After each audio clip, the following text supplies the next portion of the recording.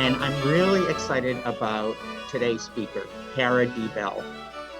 Kara is a career story coach for resumes, LinkedIn, and interviews.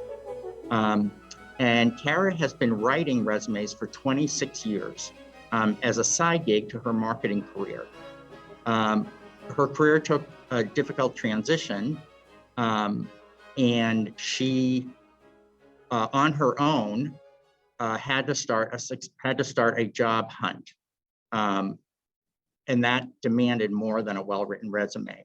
So she was seeking employment, and she faced the added obstacle of being a single mom of three, hadn't worked outside the home in 10 years.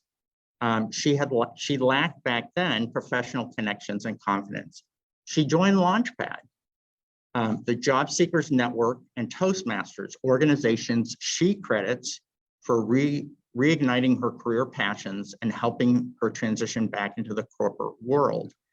Today, Kara is an educator and certified career writer who coaches professionals to develop logical, compelling stories that connect with recruiters and hiring managers. She's on a mission to make personalized career storytelling accessible to people who can't afford executive writing and coaching services. As a result, she frequently volunteers here at Launchpad and other clubs, and offers group training in targeted resume, LinkedIn, and interview coaching through her private practice. Please help me welcome Kara. It's really cool to be back at Lunch Club.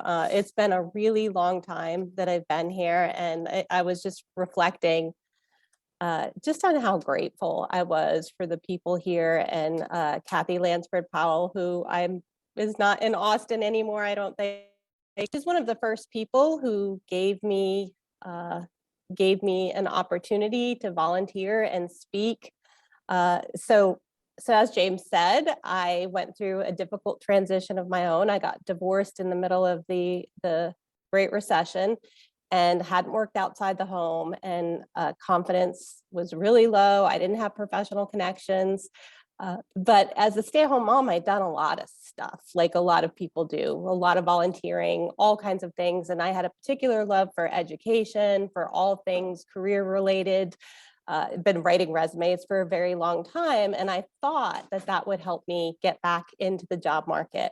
And it really didn't, because I learned that there's so much more to putting your career back together than a resume. And you may all have had that experience of even having your resume professionally written, spending a lot of time on yourself doing it, and it just doesn't land. And that's what we're going to spend today talking about. And let's get right into it.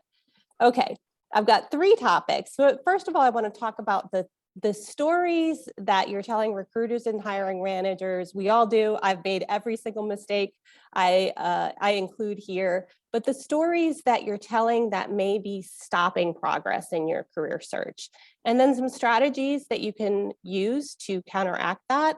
And then lastly, I really want to get into the story starters, those details, those things that you can tell that really help level up your accomplishment stories, so recruiters and hiring managers can see your value, and more importantly, you start to be able to see your value. That's the part I love most about my job, because when people do this story work, their confidence really starts to raise. And I'll give you examples of some of that as well. So I'm used to being able to get feedback from the audience here. I don't know that I can hear people, but or see a show of hands, but I'm sure that, like I said, you've had the experience of resumes not working. So what I want everybody to do just for today is ball their resume up, get rid of it, pretend it doesn't exist. I happen to like the paper airplane method, and I'm just going to throw this, and hopefully I'm not poking anybody's eyes out. But I do like the paper airplane method. Dr. Carbone in 7th grade taught me how to make the perfect paper airplane, and I'll challenge anybody to a paper airplane contest. But that's what I want you to do with your resume, because I have reviewed hundreds, maybe even thousands of resumes. I don't know how many resumes I've seen. It's a lot. I've watched recruiters look at resumes. And the vast majority of the time I look at them and I see recruiters look at them, they do a terrible job of helping people communicate their value, where they're going. And it's no surprise that a lot of you are having the experience of sending resumes in and not getting a response. And it really isn't your fault. No one teaches us how to tell these stories, how to go to market with a good strategy. It's not something, I work with a lot of college students, even at the career centers and the universities. It's not something that is taught really well. But the good news is it really is a skill that can be learned. And everybody can learn how to tell a good story, how to celebrate their accomplishments, and really give employers what they're looking for. So let's dive into it. Okay. So I want to tell you a personal story. So I mentioned that I was here at Launchpad, and as a lot of you do, one thing I love about Launchpad is they have the Leap to Success program. So if you are looking to gain experience in a field that you're interested in, then you can volunteer. And I started doing that way back when. And Kathy Lansford Powell gave me opportunities. Other people encouraged me and gave me opportunities. And that led to some serendipity where I got an offer to do training for ACC's corporate continuing ed program. And I found myself, after not having worked outside the home in 10 years, in a huge corporation teaching management courses to employees at that corporation. And I loved it. It was so fun. It was right up my alley. It was what I wanted to do. It was contract work. It wasn't full-time and I needed a full-time job, but I was so excited about it that I was having lunch with a friend who wanted to do the same thing. And she came from an academic background. She was a researcher and she wanted to do what I was doing. And right in the middle of lunch, she looked at me and she said, Kara, she said, what gives you the right to go in and teach people how to be managers when you've never been a manager at a corporation yourself? And it just leveled me. It leveled me. I was horrified. I felt all of this angst. Even though I was excited about doing it, of course, I had, I already mentioned that I had a lot of lack of confidence, and it just leveled me. And I couldn't stop thinking about it. So when it came, and I really felt that I didn't. In fact, I was so nervous about it that when it came time to get the feedback forms from the course that I had taught, I was so scared to look at them. I had a friend look at them, and there were about 31 participants, and 30 of them were very, very positive, and one of them was mediocre, and he complained that I was a little too touchy-feely, and that also leveled me. And when I think back then, that's actually a big part of my brand, touchy-feely. So it's not for everybody. But I had an opportunity after that to take more contract work, and they were going to pay for me to take this management training program that was very, very expensive. It cost thousands of dollars at the time. And I actually didn't do it. I took another job that seemed safer, that seemed more stable, because I felt like an imposter. And what I want to tell you is that storytelling, some of the techniques I'm going to teach you today, they are your antidote to imposter syndrome. Whatever you're dealing with, whatever confidence issues you may have, doing a really good job at telling your story is not only going to help you show your value to the people that you're sitting in front of in interviews, show it on your resume, show it in your LinkedIn profile, but it's going to help you show it to yourself. If I had internalized all the stories of the experience that I had all those years, it was non-conventional training experience, but I did a lot of it, even though it wasn't in a corporation. If I had those stories, if I had internalized them, if I had understood what I brought to the table and the fact that I was an outsider, so maybe I brought a different perspective to the training than someone who had been embedded in a company might have had. So That's what stories can do for you. So let's jump in first to some of the stories. I didn't become a trainer. I took and eventually I found my way back to training. But let's talk about the things that people do. Like I said, I've made all of these mistakes. So we're tossing our resume aside, because if you haven't thought these things through, then really, I don't want you to write your resume, because they will affect how you tell these stories, will affect how your resume looks, how your LinkedIn profile looks, and how your networking and interview conversations go. So by thinking through these things first, you can really save yourself a lot of time and energy and hopefully pain.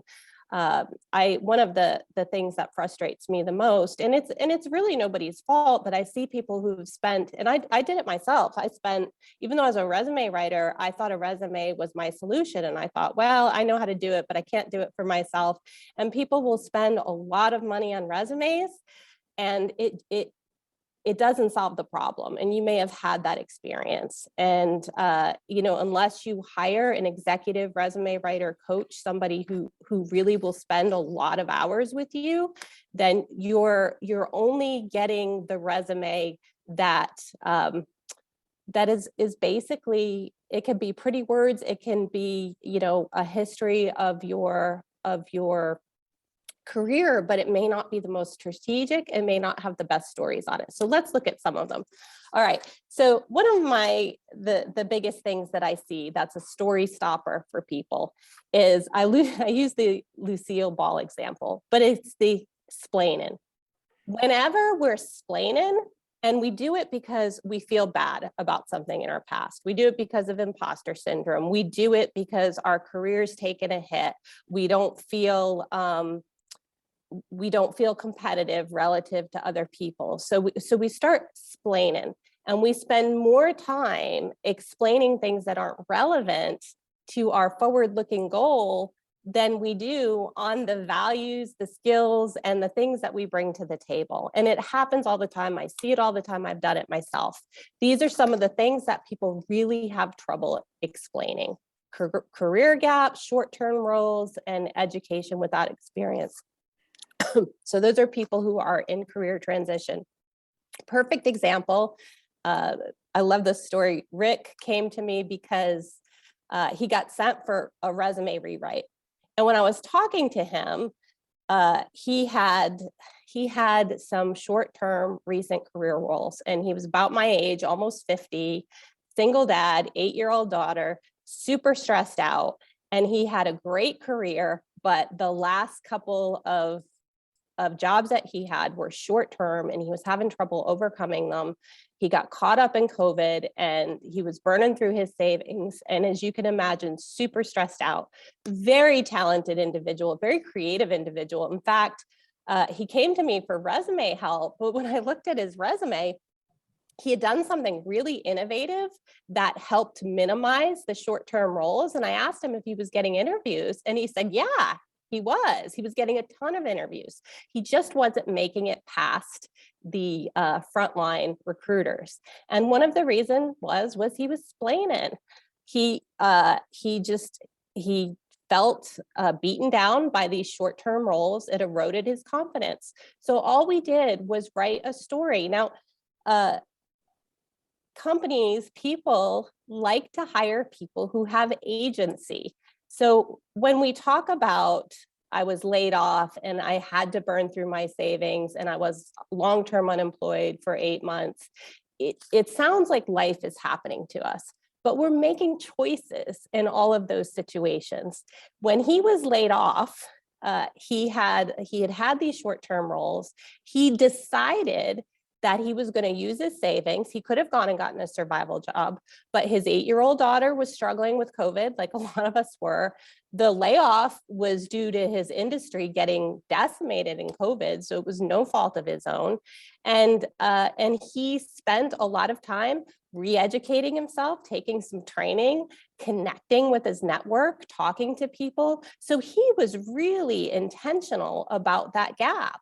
And when we talked about it and reframed it that way, and I was able to show him all of the ways in which he had been so intentional, you could see his his personality changed. He started to get more confident, and that carried through in interviews. And he was hired not too long after that, because then he was able to be himself. He wasn't in that explaining role. So if you are having trouble and you're finding yourself doing a lot of explaining, then where you really need to work is a story around any of these situations that maybe have you feeling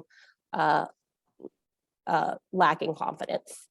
Okay, another one is I just need a chance.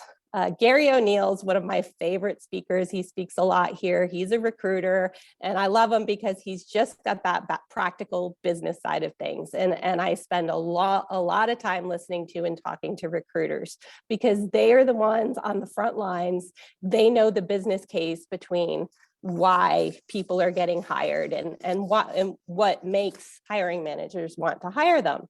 And Gary always says, we're not in the business of giving people a chance. And if you think about it, if you've just had a storm and your roof got damaged, and somebody comes and knocks on your door and, in an unmarked car and says, hey, I'm really good at replacing roofs. I can replace your roofs and I can do it for next to nothing. You're going to look at them like, no, you're going to want to know who else have you worked for? Do you have insurance? Do my neighbors recommend you? Are you going to take my money and run away? Hiring is risky. So that idea of I just need a chance, and I felt that way, a lot of people feel that way, it doesn't match the needs of recruiters and hiring managers. They're managing risk. So one way that you can avoid the I just need a chance story problem is by being aware of market conditions, being aware of what the competition is, what the demand is, and how your skills fit into that. I can give so many examples of this, but one of my favorites is Joni was someone who came because she was a stay-at-home mom returning to the workforce, many talented woman. She had been working for family businesses like a lot of people do. And she went to a career coach and somebody said, oh, you'd be great at project management. So she took the PMP certification, type of person who always does her homework. She got through, she did everything. And then she started going to the project management professional networking associations. And she realized it killed her confidence, because she's talking to people and they're all doing these software projects. She's got no software project experience. In Austin, project management is, there can be project management in construction, but project management and software is a very specific thing. There's a lot of competition, and she just didn't have the experience to back up the PMP. So when I talked to her, I also found out that she, in addition to be very, very organized, which I'm jealous of, she's also a creative, and she was able to do social media. And what she really liked to do, she did social media, she did communication, she did all kinds of things. What she really liked to do is be the right hand to a person at a small business who needed an assistant and a lot of other things.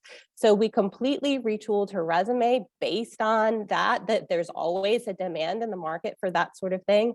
And again, she was employed fairly quickly after that. So she had to get not just a target, but the right target, a target that was marketable for her unique situation.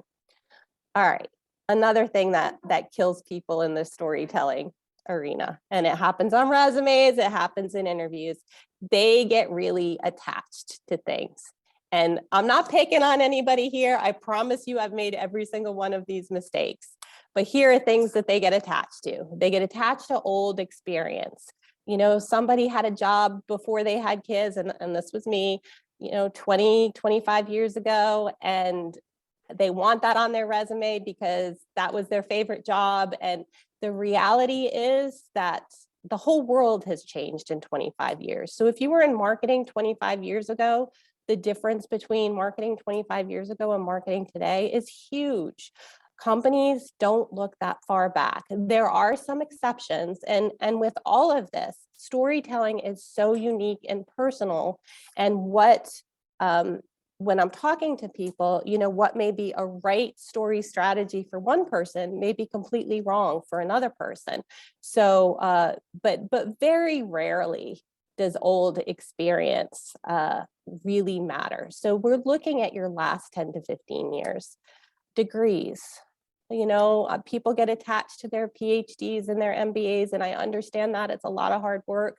But if you are changing careers and you're looking for roles where nobody has those things and you're putting them on front and center, that's not a culture fit. And people are going to make lots of assumptions about you because you have that degree. And those assumptions are not the ones that maybe you want them to be making. Job title is the same thing. I have told people, take the vice president off your resume, and you would think I've asked them to give me their firstborn. And this is only because sometimes these things just hurt your job search. So the way that this can hurt your job search is, I've worked with people who've been at startups and they earned the title vice president, which is great at a startup, but it doesn't translate necessarily. And it minimizes the pool of jobs that are available to you if you have those bigger titles on there, on your LinkedIn profile, on your resume, when really you might be keeping yourself from getting a very, very good management job at a larger company. So job titles, identities, being stuck. Sometimes people have side businesses that have nothing to do with the career that they want full-time employment in, and they want to hold on to that as part of their career story. And the other one is jargon. And this is a tough one, and I'll give you strategies for doing this, but people who've been in the military, people who've worked for a long time at companies like Dell, you internalize all of this language that doesn't mean anything to anybody else in the outside world. So it's super important to learn how to translate that and not, you almost have to deprogram yourself in that case and let go of that language. Okay. Oh gosh, this is one of my favorite stories. So minimizing, we all minimize, most of us do. And we are not capable generally of seeing our own value. So it's the things that come easy to us. It's just like, oh, that's easy. I said so many times, oh, resume writing is easy. Anybody can do it. And I had to be in this work for a long time to realize, oh, not anybody can do it. But the things that come easy to us, we tend to minimize. And I was working with somebody who worked in management, utilities, oil and gas, and he worked with managed people who installed and maintained very high voltage wiring, dangerous job. And he was up for a promotion going and 25 years of experience, going against somebody much younger, 10 years of experience, very ambitious, who was better at tooting his own horn, for lack of a better word. He was better at it. So he needed to be able to tell his story. And he was one of the, usually I can ask questions and pull things out of anybody, but he was giving me one-word answers. And I'm like, okay, but there's gotta be something that makes you different from this other guy who's you're competing for. Like, what do you bring to the table that he doesn't? And he looked at me and he's like, ma'am, we all do our jobs, because if we don't, people die. And I'm like, okay. So, I mean, the way he saw it is he was just doing his job. But I kept talking to him, and he had 25 years of experience. I said, well, how many natural disasters have you been through? How many crises have you been through? He's the kind of guy, he'd gotten through floods, natural disasters, environmental accidents, all kinds of things, with minimal minimal loss of property, no loss of life. I mean, this is somebody who had a lot of experience handling these intense situations. Do you think somebody with 10 years of experience, who would you want? If I'm faced with a catastrophe and a potential loss of life, would I want the person with the 10 years of experience and maybe got through one or two disasters? Or do I want the person who's gotten through a lot of disasters and done it quite successfully? So that was the bullet point on his resume. That was the talking point for his interview question. And this is sort of my favorite thing to do, because if we don't learn how to do this well, if we don't learn how to internalize what we're good at, and we all come with gifts, if we don't learn how to internalize it, we don't learn how to communicate it, we don't learn how to believe it, then the people who are going to get the best jobs in corporate America are narcissists. Like, I want the good people. I want people like the people in this room. I want the people who don't care who gets the credit. I want the people who are ethical. I want the people who are hardworking. Those are the people I want to get the jobs. And that's why I'm so passionate about helping you all tell your stories, because when you do that, more good people get the jobs and get in positions where they have responsibility over other people. So that's what's at stake here. So yeah, so the minimizing our people is that you can't communicate your value versus the competition. You see us sharing accomplishments as bragging and just doing your job. So that's just the example that I gave you, and that's a lot of us. And there are also a lot of good people who do what I call maximizing. And I've had to coach some people out of this as well. This is sort of that big brained person. They're always going, they're thinking, 6 steps ahead of somebody else. They get super excited. They love to learn. They're enthusiastic. So they have big ideas. They want to solve problems. They're ready to solve problems that the company even hasn't defined yet in the first interviews. And I heard a recruiter call these answer to interview questions false stories. And they're the kinds of things where people say, well, if I had this situation, I would do this, this, and this, and this. So they're staying in theory, they're staying in hypotheticals. And what happens is, in all of these conversations, they don't have enough stories where they go, for example, when I had this specific situation, and you have to bring them back because it has to be a specific small situation. So otherwise, see, I'm fidgety and I keep messing with this mic. So otherwise, what happens is that very often these people get the overqualified. And a recruiter I talked to, you can follow him on LinkedIn, Alan Plunkett is his name. I think he's out of Arizona. But I asked him, what is the one thing you wish your candidates would do in interviews? And he's like, well, I coach them that employers care about these 3 things. And instead of staying focused on those 3 things that the employers care about, they mention those 3 things, and then they talk about the 6 other things they can also do. After people know, like, and trust you, they'll set you loose to let you do all the things that you can do. But in the interview stage, it's really important to make sure that you tell the stories that they care about, and that you have those stories that are well thought out and written out so that you're not staying in theory. And we'll give you some examples of how to do that.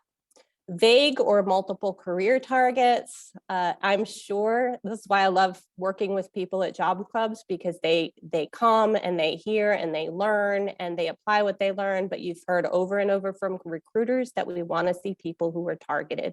People like to hire people who are experts, not who are jacks of a million different trades. And I am somebody, as a creative, who's done a lot of different things. This is a tough one for me, so I really relate. But when you're going to market, it's really important to be focused, because you cannot write a resume, a LinkedIn profile, or answers to interview questions if you don't know what target you're trying to hit. The other problem is that you're not findable or memorable. In the case of someone I just worked with, he was in real estate. He was a realtor. And before that, he had been in sales. And about 10 years into his career, and he really didn't like it. Very personable, but he found out that he just really liked programming, and he was more interested in setting up spreadsheets and programming things to do sales forecasts than he was in actually selling. So he spent time, he taught himself how to code, and he was making a career transition to getting hired as a software developer. Huge demand here in Austin for software developer, but all over his profile was his history as a realtor. So that happens a lot with career changers. You have vague or multiple career targets. And that prior history in realtor and sales, it was hurting his ability to be findable when he had this really valuable skill set that the market needs.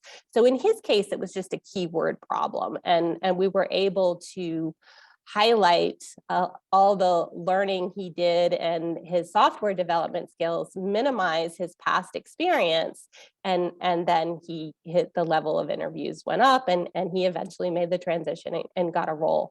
But that target is so super important, and it is the biggest reason why I see resumes, not just resumes fail, but entire job search fail.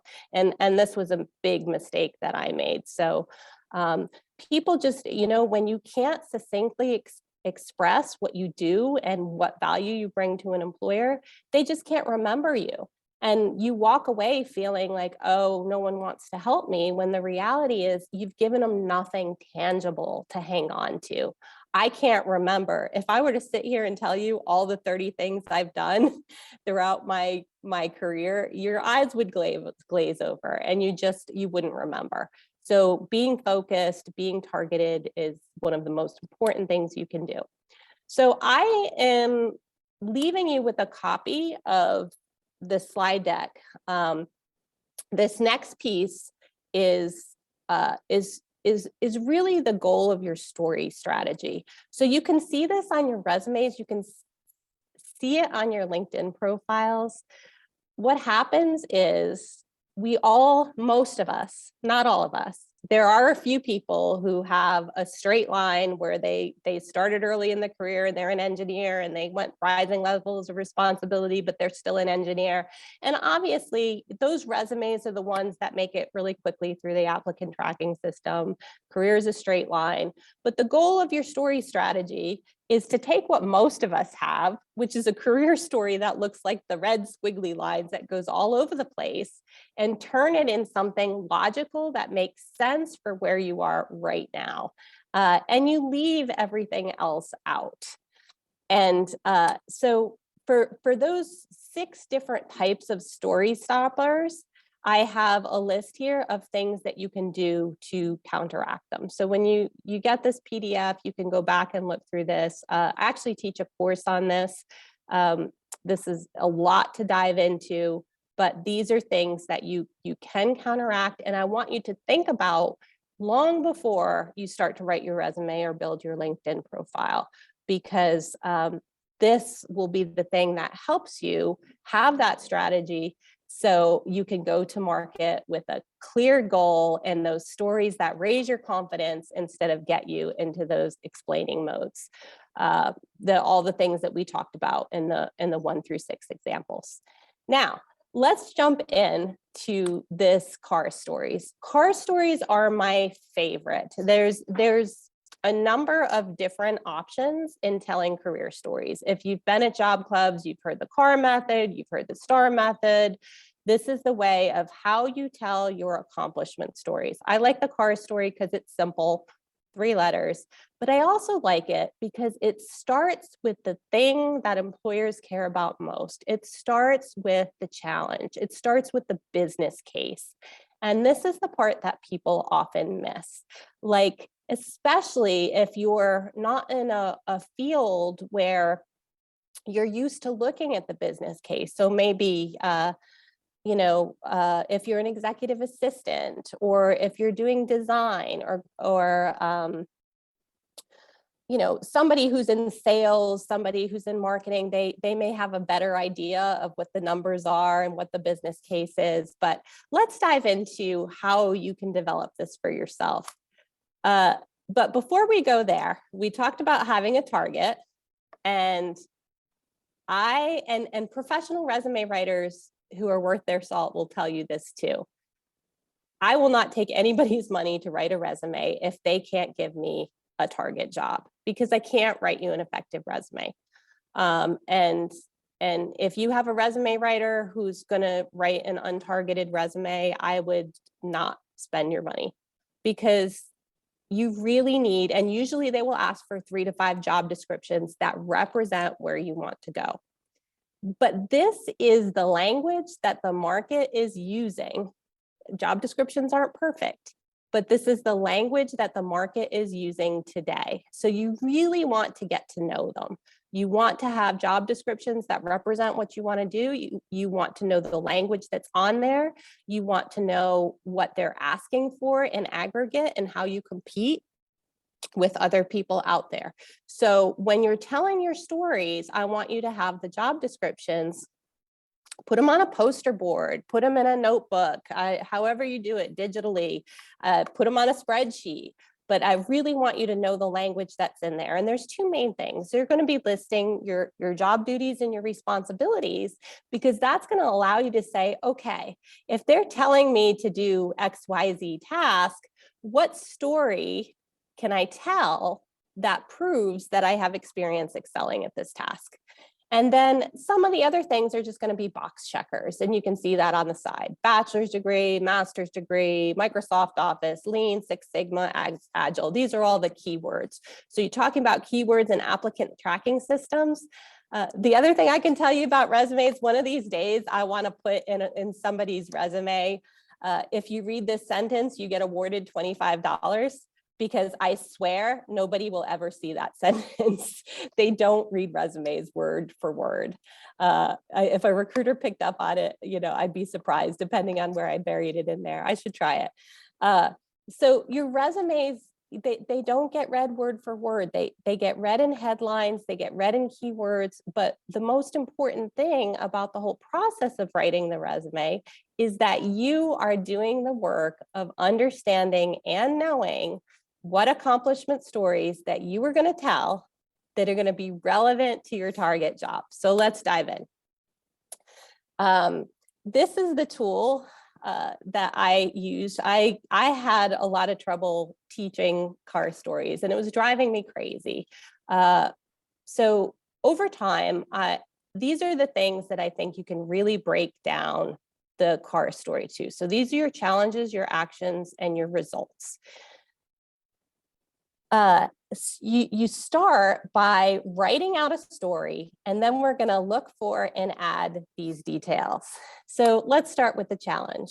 In English, I have an English degree. We used to say, stories, a lot of exciting stories start in medias res. It's Latin, and I'm probably butchering Latin pronunciation, but it's a dead language, so no one's going to bother me about it. So what's the challenge? If you're starting in the middle of things, what did you step into? What did you walk into? And lots of times, people fix things that they're good at fixing. So they walk into something, and there was a funny meme running around one of the social networks with resume writers. How would you write how to change a light bulb on a resume? And all the resume writers were writing these funny things with lots of jargon about how to change a light bulb. But I thought, you know what, this is a really good question, because how you change the light bulb and the impact you had on it would depend on the state of things and what you'd been responsible for. This is the business case. So the first question I would have is, okay, how long had the light bulb been out? Right? Had the light bulb been out a really long time? What was the average organizational downtime for light bulbs? Was this a problem that the light bulbs were always burnt out? If you are in procurement, or if you're in a small business and you're the office manager, did somebody have an efficient system in place for ordering the light bulbs? Was the company over the budget? Did you run out of the budget because you didn't manage the budget correctly? Were roles defined? So if you're in HR, maybe you got in a system where you came in and the roles weren't clearly defined, so no one knew whose responsibility it was to change the light bulb, so no one ever did it. And HR also, was the staff aware of the status and location? If you're in risk management, were you compliant? Was the light bulb compliant? What was the risk posed by the unlit office space? And does the light bulb contain any hazardous materials requiring special handling? So I want you to ask a whole bunch of questions, but think about, usually, if you're in a workplace, you see a problem and you fix it. And the problem that you see depends on your talents. It depends on the lens that you're viewing the world from. Sometimes people just want to make things more efficient. Sometimes people want to apply a new technology. There's all kinds of ways, but start with the problem that you walked into. Why did you take the action that you took to change what you changed? Okay, now if you go back and look at the chart, you'll see there's 3 quadrants. So that first one really focuses on what was the business problem you were walking into? Like, what was the problem you needed to solve? And then this action piece is my favorite because it's going to save you the most work. If you really pour through job descriptions, you don't have to write anything. You can lift all of this language in the action piece of your CAR statement straight from the job description. So let's take a look at how you would do that. Okay, so we're all told we need strong action verbs at the beginning of the resume bullet, because otherwise you have things like responsible for, and it's a task-oriented resume, and you can't tell the difference between one person who's responsible. It looks like a job description. So we're trying to show how you impacted an organization. So we don't care what you were responsible for. We want to know what you did. And you can get these action verbs straight off the job description. So if you're in management, you're going to see things like lead and spearhead and mentor and coach. If you are in design, you're going to see things like create, develop. If you're in HR, you might see recruited. So the verbs are going to differ depending on the industry that you're in. So I would take my red highlighter marker and go through a bunch of job descriptions that fit the role that you're trying to get and look and see the verbs that you're using and tell stories using those verbs, because that is going to create some momentum, and it's going to show people that you are already doing the very thing that they need you to do. Okay. We're in Texas, so our orange is burnt. This again comes straight from the job description. I call it the play-by-play because you have an action that you took, you have a result that you got, and you did it by doing something. And the by doing something is usually all those things in the job description. All those words in orange right there are lifted straight from the job descriptions. So if you hate resume writing and you want to match to applicant tracking systems, you use the by to add the language from the job descriptions, and you don't have to write anything. So that design and implement career development programs, blah, blah, blah, that came straight off a job description. But this person was able to raise employee morale from 27 to 78% by doing all these standard things that anybody in her job would do, but she got the result that she got. So I love this play-by-play because, again, you can go through your job descriptions and you can lift this language right off word by word, as long as you add the result you got by doing it. And this is also where you get your interview questions from, right? So they're giving you an example of a task that you are performing in the job, and then you have to tell them a story about how you perform that task with exceptional results. And then this is the one I think that's probably more important than anything else. And we talked about people not being targeted. These are LinkedIn headlines. You know, if I see project manager or account manager on a LinkedIn headline and that's it, you're invisible. You are absolutely invisible. What kind of project manager are you? What kind of account manager are you? People think that they have a lot more opportunity if they're broad, but it's much better to be a bigger fish in a smaller pond, because a sea of, I forgot LinkedIn, what the latest statistic was, how many people are on it.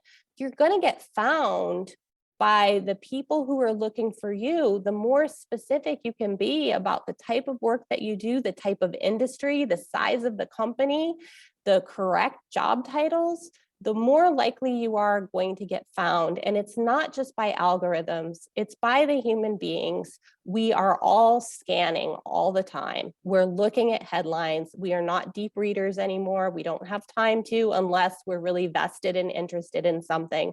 Otherwise, we're just scanning headlines. So You know, the first line was basically right out of a recruiter's mouth. That's what she's looking for. That's what she's searching for.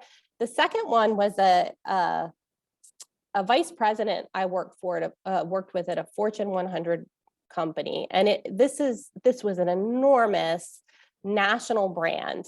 And he had the title of vice president of finance, but he really wanted to be a CFO. And he never held the title of CFO. And we were talking, and the VP of finance, I mean, the division he was in charge of was larger than the size of most companies. So we came up with the term of regional CFO. He felt good about it because it was an accurate description of what he did. And now his CFO was in the title, and he did eventually get a job working at a CFO for a company, which is where he wanted to go next. So that's an example of how, yes, he never had the title CFO, but if you're a VP in a multinational company and the division's larger than most companies, then you can make that transition. Again, like sales is one of those things. What kind of salesperson are you? Inside software. What realm are you in? Global enterprise teams, 400 million annually. It's very easy to tell in a snapshot where you belong. So what pond do you swim in? If you come like I do from sort of the smaller company background, then you know, I'm more likely to be picked up by somebody who needs that jack of all trades sort of person in a smaller business who can do lots of different things versus a big corporate account who maybe have a corporate company who maybe have more specialized people. So that's where sometimes people don't get specific enough in their job search. They don't get targeted enough, and it's really important to think about. But again, this is why I want you to look at job descriptions, because you can look at job descriptions, and if you came from a company that was mid-size or had 100 people, and you're looking at job descriptions for similar companies, you swim in that pond. You're going to match up real well. If you're trying to make a leap to a company with thousands of employees, it's a little bit harder. It's not impossible, but it's a little bit harder. So know the pond you swim in and know the competition. But again, this stuff comes straight. These are keywords straight from the job descriptions. And if they're not in your headlines, your LinkedIn titles, your resume job titles, then you are really missing an opportunity to be a match. It's because recruiters and hiring managers, the people you're talking to, they're going to scan it. And if it's not clear, they just leave them with confusion and that you're not a match. All right, so now let's go back and look at this chart again. That last triad, that last three sections, those are your results. These are the things that come not from the job descriptions, but they come directly from your experience. So these are the things that are going to set you apart from everybody else. For those of you who aren't numbers people, quotes, third-party endorsements are my favorite things to use on resumes.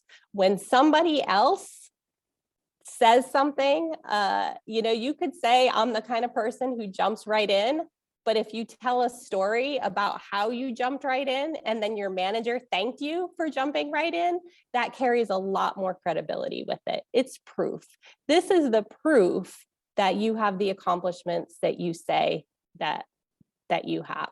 So I encourage people, keep a kudos file whenever anybody sends you a thank you note, whether it's a text. I've used text from managers in resumes. It can be a text, it can be a verbal comment, write it down.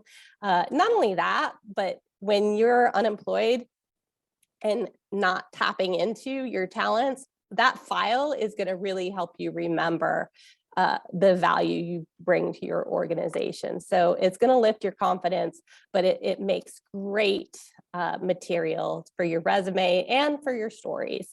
So keep all of those compliments, keep those positive comments and reviews wherever you get them. These are things that you can weave into your storytelling. All right. And I know that you know this if you're doing resume writing. I know that you know that numbers stand out on a resume. I know that you know that wherever you can show a difference, money saved, money earned, time earned, those are the metrics that really stand out. And numbers just stand out on a resume. They add credibility. So I chose this one because this is an executive assistant who worked for a public legal organization. So funded, you know, it's government funded, some kind of legal public defenders organizations. And she was able to create this whole system, super organized, where they had a paper system and it was horrible. And it took the attorneys several months to get things that they needed. She created the system, archived everything, and went from things taking months to on demand. And it revolutionized the process. It saved her organization a lot of time, a lot of money. It made the cases go through faster, which meant they got paid. But even in talking about the number of case files that she digitized, see how that number 5,000 just pops out of the text. So whenever you can have numbers in a text, it just pops. So think about it. It's not just money, but it is time. It is any kind of metric that you can show that you made a difference and an impact you can look for. Yeah, we have a couple of questions. Okay, sure, pop in. One of them is, what can you use if you're early in your career and don't have any result stories? Oh, sure. Okay, so the question was, if you're early in your career and you don't have any results stories. It's funny because I rarely talk to anybody who's early in their career and doesn't have stories, because we all do things. So sometimes it's volunteer work. If you are a recent grad, very often it's stuff that you did in your courses, group projects, where you shined in what do they call that? Internships. It could be presentations that you did, a project that you did. There are usually ways to show success stories, even if you don't have a lot of experience. And if you really don't have any experience at all, join an organization like Toastmasters. They will give you experience. They will give you success stories. I mean, you'll have to create the success stories, but they'll give you the opportunity to do things and make a difference. So that's what I would say, is go back into your history. Sometimes I find out about people who maybe went on an exchange program or some sort of worked for a volunteer organization, and they have transferable skills from something like that they did. But if you really need to build professional skills, don't hesitate to join a professional organization where you can do that. Is there another question? I thought there was, but it was Lisa Silvero asked if anyone something about LinkedIn connection. She was asking people. Oh, okay. Yes, connect on LinkedIn. That's awesome. We all need the connections. Okay. Purple is the color of royalty. So you see, these are all color coded. Green is obviously money. Purple is the color of royalty. In the US, we don't have royalty. I guess you'd call them celebrities. But every industry has its celebrities. And this is where name dropping can really help you. Now, for some people, they have non-competes and things that they can't put this information on publicly. But this is someone who worked with some really big names in the consumer organic grocers, and she was going to work in the same fields. So by naming the companies that she had already worked with, she's shown that she's worked with some of the industry royalty, so to speak. Sometimes you can't name them because of agreements or non-competes, NDAs, whatever you call them. And then you could just say, you know, a leading brand, a Fortune 100, a household name. You can use an example, a generic name that indicates that you worked for somebody like that. This is an example of someone I worked with who she was an executive assistant at a Fortune 100 company. So very different than being an executive assistant for a small business. She worked with the highest level C-suite leaders, and she got laid off, I think, after 20 or 25 years at the company. And she was worried about finding another position. And for a number of years, she had been a volunteer at this big leadership summit. It's a national event.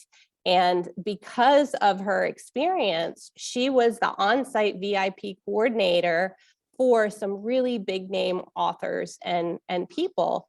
And now normally I don't include a volunteer experience unless it's relevant. And this was super relevant because it showed that she had the ability to maintain confidence, handle high-level people. And what happened was, by including some names, it was actually someone who saw this name on her resume and had also worked with that person that called her in for the interview, and that's how she got the job. So whenever you have that industry royalty and it's relevant and you've worked with them, that is just another way to add credibility. So here's how it looks when you put it all together.